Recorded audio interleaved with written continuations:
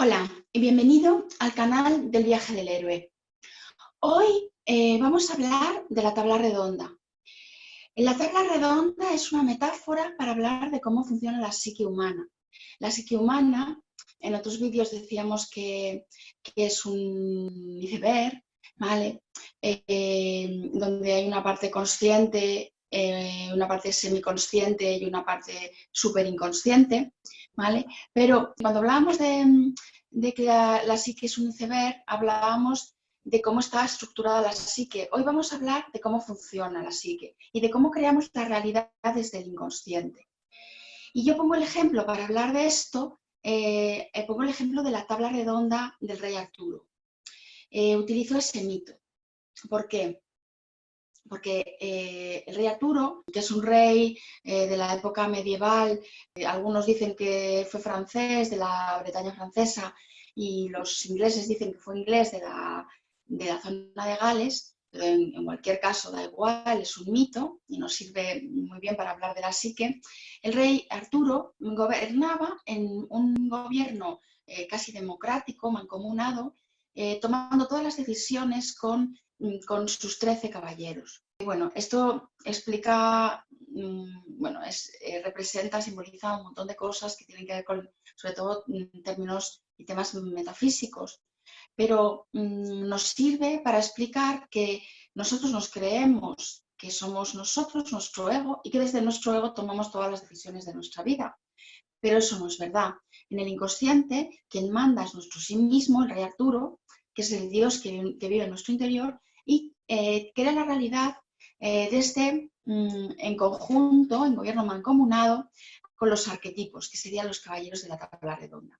Los arquetipos se gestan dentro de nosotros porque nos ocurren cosas, nos ocurren acontecimientos y cómo nos sentimos ante esos acontecimientos, es decir, la suma de acontecimiento más emoción, forman cada uno de los arquetipos que tenemos dentro. Los arquetipos son modelos psíquicos que se activan en nuestra psique porque nos pasan determinadas circunstancias. Podemos hablar del arquetipo del guerrero, del arquetipo del mago, del arquetipo del huérfano, del arquetipo del vagabundo, de la sombra. Podemos hablar de un montón de arquetipos. Los tenemos todos dentro de la psique, pero depende en función de las circunstancias que nos ocurran, ¿vale? Se activan unos u otros. Lo que pasa es que se activan dentro de nosotros porque nos ocurren circunstancias, nos ocurren acontecimientos y cómo nos sentimos ante cada uno de esos acontecimientos forman cada uno de los arquetipos que se distribuyen en nuestra psique, que yo lo llamo la tabla redonda, y desde ahí nosotros estamos creando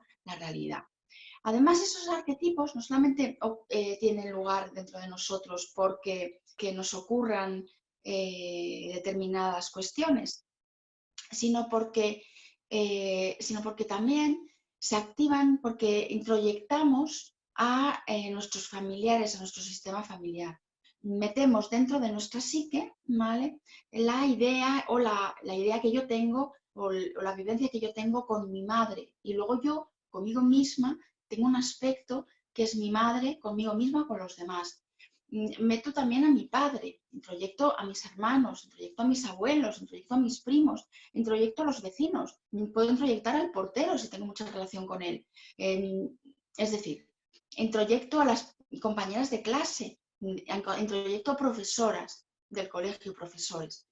¿Vale? Y desde esos rostros son arquetipos dentro de mí que están vivos y desde ahí yo voy creando la realidad de una manera inconsciente. Esos arquetipos también están vinculados a mis vidas anteriores, ¿vale? Las vidas anteriores influyen, vamos, muchísimo, os diría que casi totalmente, a que aparezcan ciertos arquetipos dentro de mí o no. Es más, muchos arquetipos los traigo de otras vidas, ¿vale? Yo qué sé, pues una persona que en otras vidas ha ido de puerto en puerto porque ha sido siempre comerciante o tenido muchas vidas pues de pirata, de alguna manera, lleva un pirata dentro, con lo cual en esta encarnación puede tener un aspecto de vagabundo muy fuerte, que habrá creado otros dentro de ella, ¿vale? Para compensarlo y que no salga y que no la líe por ahí, es decir, si esa persona tiene un pirata muy fuerte y un vagabundo muy fuerte, también habrá creado dentro de su tabla redonda un huérfano muy grande para que así no pueda escaparse todo el rato, ¿vale? Pero muchos de los arquetipos que tenemos también proceden de otras, ¿vale? Entonces, tenemos que los arquetipos proceden de la suma de acontecimiento más emoción, proceden de nuestras vidas pasadas y también los introyectamos. Introyectamos a los personajes que tenemos fuera, es decir, en nuestra vida, mi madre, mi padre, mis hermanos, mi familia y el sistema familiar y los vecinos o los profesores o los compañeros del colegio, los amiguitos. Yo los meto dentro de mí, ¿vale? De tal manera que yo creo la realidad de forma inconsciente desde esos arquetipos. Bien, voy a poneros un ejemplo, ¿vale? Para que entendáis de una manera más gráfica, cómo funciona esta tabla redonda y cómo vamos creando la realidad desde ahí. Imaginaros un niño que nace en una familia en la que el padre es muy solar, en el sentido que es muy exitoso, está volcado en su trabajo, es un triunfador de su trabajo y solamente le importa, y sobre todo le importa, su carrera profesional.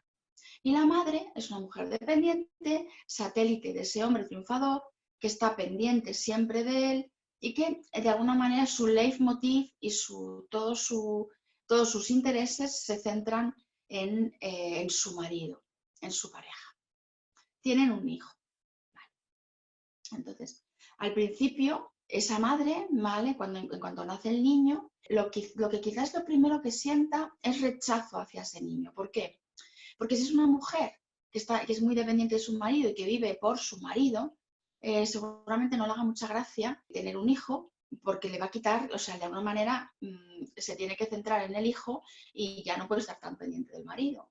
También puede ser que tenga miedo a estropearse, que tenga miedo a ponerse vieja, a ponerse gorda y que tenga miedo a, bueno, que de alguna manera le genere toda una crisis este bebé.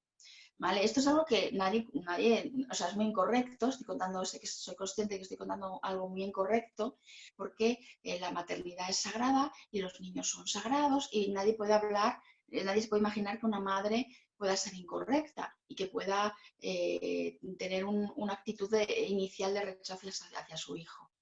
Bien, pero esto puede ocurrir porque les ocurre este tipo de cosas por experiencia, en consulta, les ocurre a mujeres que son muy dependientes de sus parejas y que de alguna forma están más en la pareja y en el miedo a ser abandonadas y no ser menos importantes para sus parejas que en el tema de nutrir y de alumbrar un hijo. Y también son personas, a veces esas mujeres son mujeres que son masculinas, están más en el hacer que en el sentir.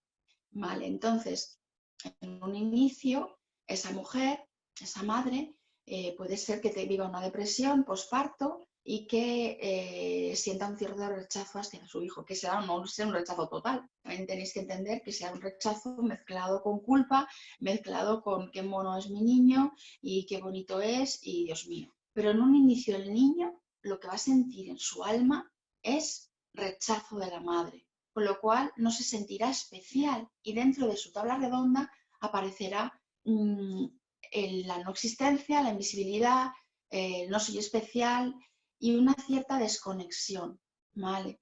Si esa madre se desconecta de él porque está solamente pendiente, está más pendiente de su marido y está triste y está en su tristeza y no está en nutrir y en qué bonito es mi bebé y qué maravilloso es y cuánto le siento, ¿vale? Si está ahí, el niño sentirá desconexión y al sentir desconexión habrá creado un vagabundo dentro de él, una parte que se escapa, que se desconecta, como mamá se desconectó de él. Entonces tenemos rechazado, no existencia, invisibilidad y tenemos desconexión, el vagabundo. Pero el niño, pero bueno, con el tiempo, al poco tiempo, a los pocos días, la madre o el mes, la madre ya empieza a centrarse en el niño y el niño empieza a ser un consuelo para ella que por lo menos le quita el dolor de la pérdida que ha sentido con su marido, porque su marido sigue en la vorágine laboral y no pendiente de ella ni de su hijo. Entonces, ella sentirá, o sea, con el niño ya empezará a centrarse más en él y también por culpa a superprotegerle. Entonces se genera también un huérfano dentro del niño, porque por un lado la madre está más en su depresión, pero también el que se sienta culpable y que quiera de alguna manera compensar al niño superprotegiéndole y compensarse ella superprotegiéndole, la superprotección genera también un huérfano. Si el niño, cuando el niño crece, ¿vale? Cuando va creciendo el niño, la madre, como el padre pasa de ella, está súper pendiente de él y está súper protegiéndole y está como de alguna manera también vampirizándole porque el niño es el que le está dando la alegría que no le da el marido. Entonces, el niño también lo que va a crear es un tirano, es un mimado. Llega los 3 años y le deja en el jardín de infancia, en el cole, la primera vez. Ese niño se va a sentir huérfano, va a volver a vivir la orfandad de su infancia, de sus primeros días, ¿vale? ¿Por qué? Porque mamá le ha dejado allí, le ha abandonado. Lo siguiente que va a ocurrir es que ese niño empieza a llorar, y llorar, y llorar, y llorar, y los profesores, las profesoras de ese jardín de infancia empiezan a decir que bueno, que no se preocupe, que ya verá, le traen galletas, le traen cosas para pintar, aquí te lo vas a pasar muy bien, pero el niño no puede parar de llorar, entre otras cosas porque la madre lo ha vampirizado, lo ha fagocitado, lo ha secuestrado a un nivel, ¿vale? Y lo ha súper protegido demasiado, por sentirse culpable, por sentirse ella más acompañada, por la falta de su marido, pero al final el niño no sabe vivir sin su madre, es dependiente emocional de la madre y tiene miedo. Tiene un huérfano demasiado grande. Entonces, cuando ya las profesoras se hartan de consolarle, le dicen, aquí vas a aprender, aquí es lo que vale un peine. Entonces el niño se siente incomprendido por las profesoras. Los otros niños interpretan con este acto de la profesora, ¿vale? Que el niño, pues, este niño es un poco flojo y es un poco plasta y se meten con él. Y es el blanco de las burlas. Ahora mismo diríamos que el niño tiene bullying, ¿vale? Que se meten con él, le empujan, le quitan el bocadillo, en fin, le pegan. Bueno, pues el niño se le activa un arquetipo de víctima. Yo soy incomprendida, me entiende, yo soy una víctima. Él no se atreve a sacar su furia y su rabia con las profesoras ni con los otros niños, está muerto de miedo. Pero cuando llega a casa, como tiene el tanque de la rabia rebosante, ¿vale? Como diría Natalia Ramos, que otra terapeuta, bueno, es alumna mía y está haciendo ahora mismo también muchos vídeos en su canal. Ella tiene un vídeo precioso que hemos puesto aquí del tanque de la rabia, por eso me refiero a ella. Bueno, pues como diría Natalia Ramos, el tanque de la rabia de este niño está que arde. Y entonces cuando llega a casa se la monta a su madre y le lía la rabieta a su madre, con lo cual aparece dentro de su tabla redonda un tirano. Sigue pasando el tiempo, ¿vale? Y el niño no quiere ir al colegio, porque el niño en el colegio sufre, porque el niño en el colegio los niños se meten con él, porque está solo en una esquina. Entonces enferma, somatiza para no tener que ir al cole. Y se lo coge todo, las paperas, el sarampión, la alergia al polen, los catarros, se lo coge todo, ¿vale? Para así evitar ir al colegio. ¿Qué pasa? Que entre todo lo que falta y que está en las musarañas desconectado de todo lo que hay, porque recordamos que en su tabla redonda en un inicio hay un vagabundo, ¿vale? Que se pira cuando algo no le gusta, el niño no atiende en clase, está a su rollo y no atiende. Y entonces el señor, ¿qué va a pasar si no atiende en clase y está a su rollo y no hace ningún esfuerzo, porque es un vago? Va a aparecer en su tabla redonda el fracaso escolar. Y es el fracasado, el peor de la clase. Así que por ahora la tabla redonda de este niño, pobrecito mío, terrible. Pero pasa el tiempo, quizás pasa el año, pasa ese curso, se llega al siguiente, a lo mejor pasan 2 cursos más en esta tónica. Pero un día su madre o una abuela o un primo o lo que es, alguna viene a su vida un gatito, compran un perro o se encuentra un gato por la calle o le regalan un hámster y entonces este niño tener que cuidar a su perrito, a su gatito, a su mascota. Y eso le hace una ilusión enorme porque se convierte en alguien importante para, para ese animal y se convierte en su mamá, en la mamá de ese hámster. Aparece dentro de su tabla redonda o de ese gato, de ese perro. de la mascota. Aparece dentro de su tabla redonda una mamá. Una mamá es alguien responsable, es alguien a tierra, es alguien fuerte, es alguien que sabe defender a sus crías. Con lo cual, la siguiente vez que los niños se meten con él en una clase o en un partido de fútbol o en algo, él, como ya es fuerte porque tiene la mamá, ¿vale?, sabe reaccionar y saca sus despega, les mete una somanta de golpes a sus compañeros, ¿vale? Entonces ya dicen, uy, cuidado, y empiezan a respetar. Entonces eso le da mucha, mucha, mucha fuerza. El ser mamá, el tener un guerrero, le da mucha fuerza. Entonces un día en una clase de dibujo, él como tiene mucho mundo interior y ya se siente más importante, hace un dibujo maravilloso. Y la profesora lo cuelga en el mural. A partir de ese momento también la vida del niño cambia, porque para los demás ya le respetan, ya es más fuerte, ya saca el guerrero, ya tiene genio, ya da más miedo y encima es artista. Con lo cual se vuelve popular y todo el mundo se quiere sentar con él en la clase de dibujo. Y al volverse popular, empiezan a querer jugar con él en los recreos y ya se concentra en el balón y un día en un partido de fútbol mete un gol y juega fenomenal y se convierte, pasa a ser el deportista. En su tabla redonda aparece el deportista. ¿Qué sucede? Que entre que atiende en clase, está a tierra por el balón y empieza a hacer más esfuerzos y desarrolla la voluntad del guerrero, el niño en los estudios empieza a estudiar, en las clases empieza a atender, empieza a gustarle las asignaturas y empieza a sacar buenas notas. Le da la vuelta a la tortilla y se convierte en un buen estudiante.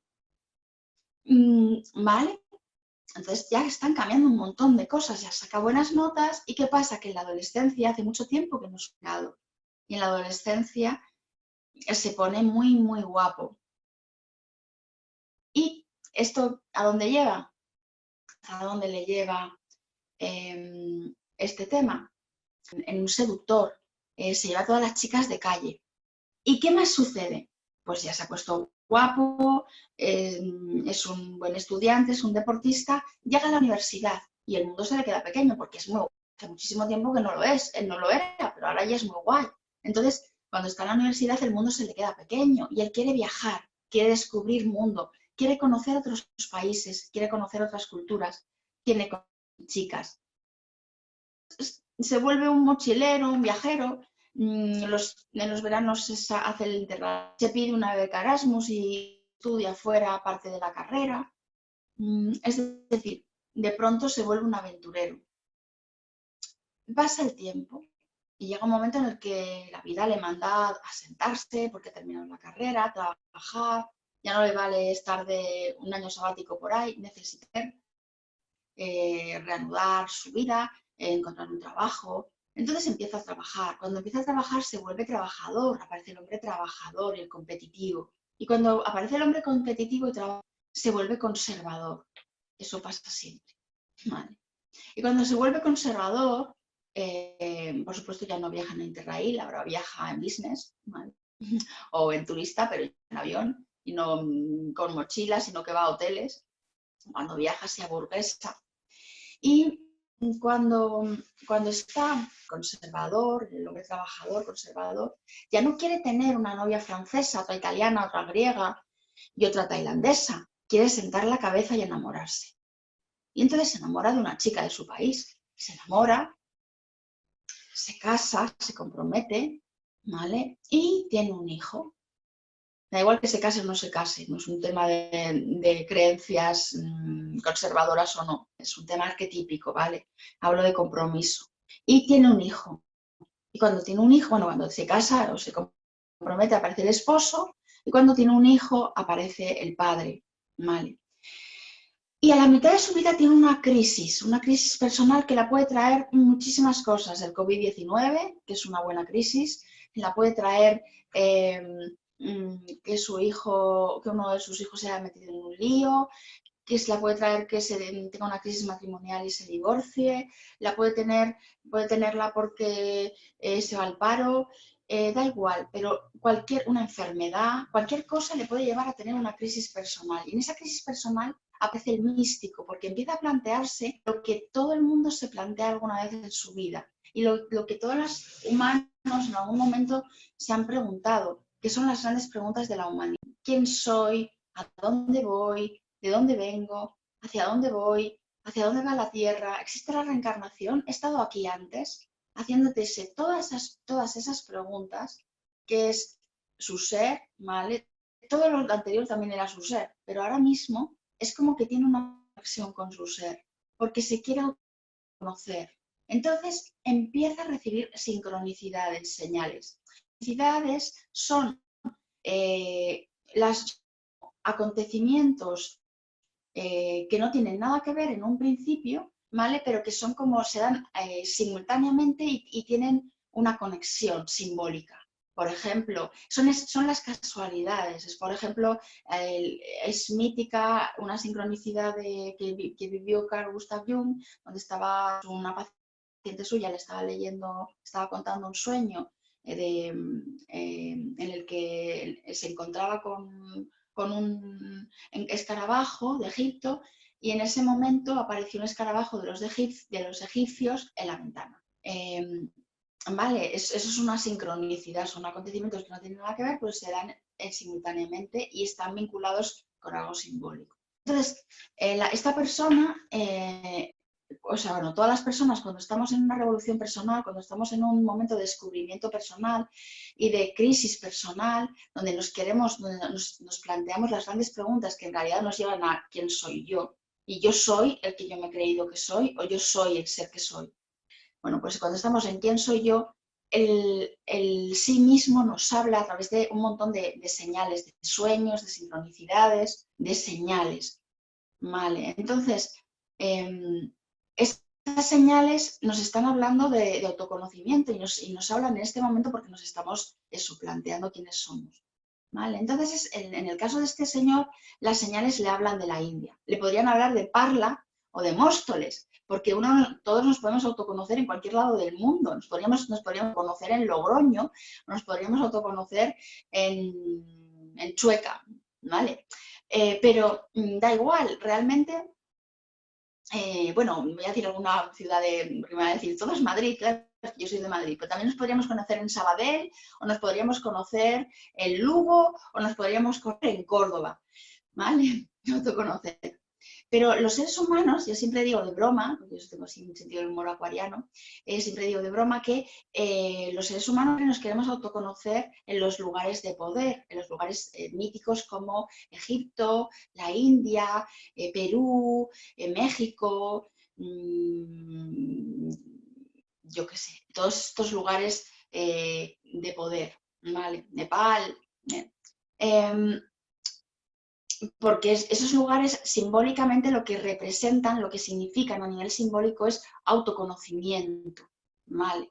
Por eso nos vamos a conocernos a esos lugares y todos nos obsesionamos con irnos a la India a hacer el viaje iniciático del Camino de Santiago bueno, o cualquier lugar que tenga que ver con todo esto, ¿vale? O Israel, Tierra Santa, también es otro lugar de autoconocimiento muy importante, o Egipto, bueno. Vale, pero a esta persona le surge la idea de irse a la India, ¿vale? Empieza a obsesionarse con irse a la India y hacer un viaje iniciático porque se ha metido en el yoga y entonces su maestro organiza un viaje para irse a la India y entonces, ¿qué pasa? Que a partir de ese momento va a empezar a recibir un montón de sincronicidades de la India. De pronto el restaurante de toda la vida del barrio, donde iban a celebrar los cumpleaños, hacen cambio de dueños y se convierte en un restaurante hindú. Abre el correo electrónico y está todo el rato invadiéndole agencias de viaje, dándole 2x1 Bombay o el resort del Osho.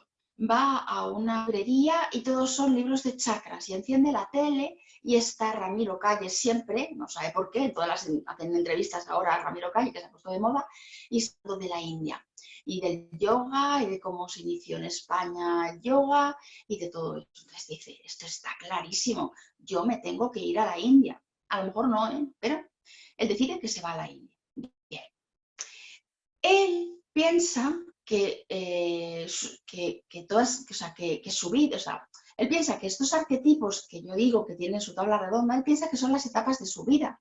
Y él piensa que cuando vaya a la India, lo que se va a encontrar es, lo que va a vivir es la última parte de su vida que fue muy guay y muy exitosa, ¿vale? Porque fue la época de, pues del vagabundo, ¿no? Del mochilero, del viajero. Entonces, hacerse este viaje va a ser desempolvar la mochila, va a ser seducir a muchas chicas, va a ser conocer a mucha gente y abrirse caminos y meditar y va a estar en el místico. Y él piensa que eso es lo que le va a pasar.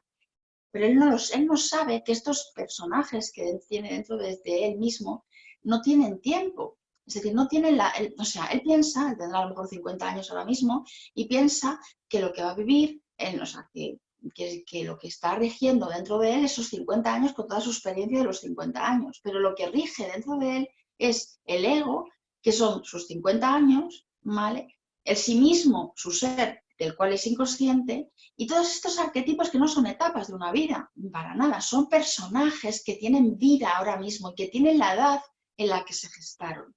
Hay una parte muy importante que tiene pues un bebé, hay otra parte que tiene 3 años, hay otra parte que tiene 4, 5, 6, 7, 16, ¿me entendéis? Es decir, en esa tabla redonda están los niños, los adolescentes, los jóvenes y los adultos con la edad que se crearon.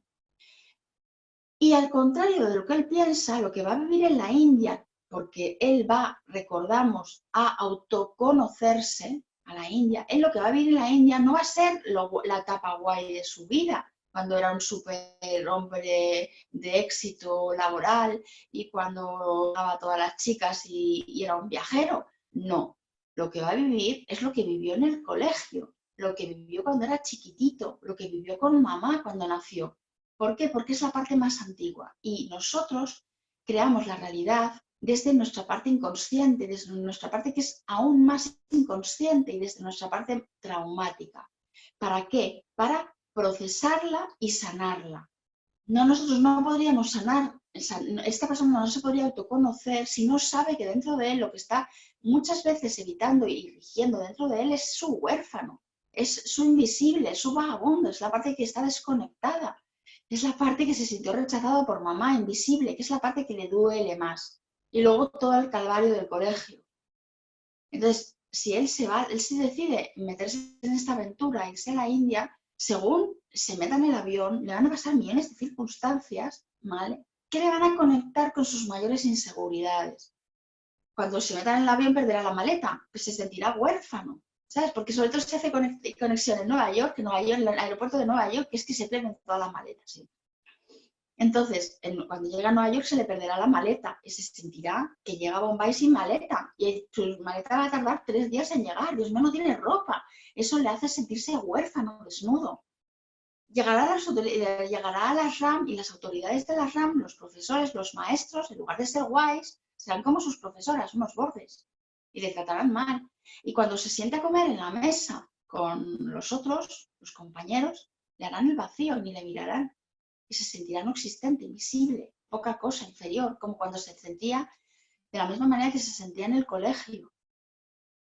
Y cuando hable con su mujer, para decirle que ya está bien, que ha llegado, es con ella con la que le saldrá la rabieta, porque lo que no se atreve a hacer con sus compañeros se lo suelta a su mujer y revivirá cada vez que llegaba del colegio a casa las rabietas que le entraban con su madre. Es decir, va a vivir todo lo que vivió de niño. Quizás el primer curry que se tome le sentará mal y tendrá diarrea y se pondrá enfermo, somatizará, como cuando era pequeño. Y quizás en las clases, en lugar de estar centrado en la meditación, estará descentrado en el dolor que tiene, ¿vale? Y estará desconectado de lo que hacen e incluso le puede salir torpeza a la hora de hacer las posturas de yoga por su desconexión de la realidad en ese momento. Entonces, esta persona, ¿vale? Lo que va a vivir, o sea, lo que quiero que dejar muy claro es que lo que va a vivir es lo que tiene más en el inconsciente y que es más traumático.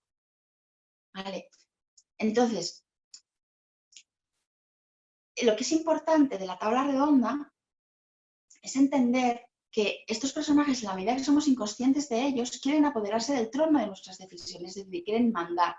Y en la medida que somos inconscientes de ellos, ellos mandan, quitan del medio al sí mismo, en realidad no le quitan del medio, ¿vale? Porque el sí mismo quiere que esto ocurra, quiere que nos ocurra todas estas cosas para completarnos, para llegar al sí mismo, para llegar a la completitud. Entonces, a través de todas estas experiencias que nos suceden en la vida, que son inarmónicas, disfuncionales, nosotros, esta persona en concreto, se va a enterar de su infancia y de lo que se eligió en la primera parte de su infancia y de lo que todavía no ha resuelto. ¿Para qué?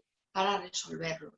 Por tanto, estos personajes tienen un origen, que es la historia que os he contado, tienen una sombra que transformar, están vinculados a los mitos. Podríamos hablar en términos de cuentos y de mitos de cada uno de los arquetipos que tiene este señor, ¿vale? Pero bueno, esto lo haré en otros vídeos porque sería extendernos demasiado.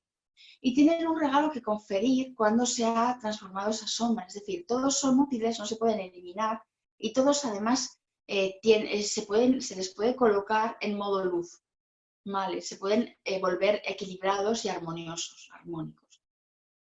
Entonces, ¿qué tiene que hacer esta persona para no crear la realidad como no la quiere crear y crearla como quiere crearla? Para eso tiene que hacer el viaje del héroe, porque todo el trabajo con el inconsciente lo que hace, o sea, la manera que yo trabajo, es cuando yo trabajo con la carta astral, con regresiones a esta vida, a vidas pasadas, con constelaciones familiares, con los chakras, con los sueños, con las sincronicidades, con los cuentos, con los mitos. Cuando trabajamos con el inconsciente, lo que hacemos, lo que estamos haciendo es darle luz a todos estos arquetipos de la mesa redonda, de la tabla redonda, a todos estos arquetipos de nuestra psique. Y cuando les damos luz a estos arquetipos, es decir, vemos su origen, los conectamos al mito, transformamos su sombra y los equilibramos poniéndolos en luz, esto nos permite que el sí mismo, nuestro Dios, el Dios que vive en nuestro interior, le demos órdenes al ego, como si fuera el director de una obra de teatro, y coloque y dirija a los arquetipos como si fueran los actores de una obra de teatro. Y así evitaremos identificarnos con el arquetipo, porque la mayoría de nuestros dramas personales es porque nos identificamos con un arquetipo.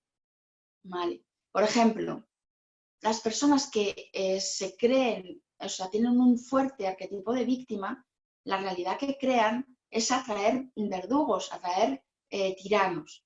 Tiranos que les ponen en órbita y que en realidad les hacen sufrir, pero en realidad son maestros porque les están enseñando a colocar bien su poder. Las personas que son muy tiranas y son muy estructuradas y muy rígidas atraen manipuladores, víctimas manipuladoras. ¿Para qué? Para que salgan de su rigidez, ¿vale? Pero claro, sufren porque les manipulan y a nadie le hace ninguna gracia que le manipulen, ¿vale? Y eso les lleva al sufrimiento también. Las personas que tienen un guerrero muy fuerte, esas personas lo que atraen es conflictos. Entonces, un guerrero muy fuerte monta una empresa y se lo come haciendo multas.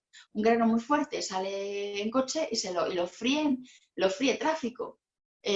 Un guerrero muy fuerte empieza a salir con una chica de la que se enamora un montón y de pronto y siempre hay un exnovio que está ahí molestando. ¿Vale? ¿Por qué le está pasando esto al guerrero? Porque el guerrero se tiene que dar cuenta que tiene una competitividad brutal y que está en el conflicto, que está enfadado con Dios, que tiene problemas con su padre, que tiene problemas con la autoridad y eso lo tiene que colocar en su lugar y tiene que dejar de competir y ponerse al servicio para así dejar de atraer conflictos y que la vida no es conflicto y que todo lo que le ocurre es correcto y lo tiene que aceptar y en el momento que lo acepte dejará de haber conflicto y estará en paz. Bien, creo que no os tengo que contar nada más. Creo que esto es todo por hoy de nuestro tema de la tabla redonda. Espero que os haya gustado, que os haya interesado y nos veremos en siguientes vídeos. Muchísimas gracias.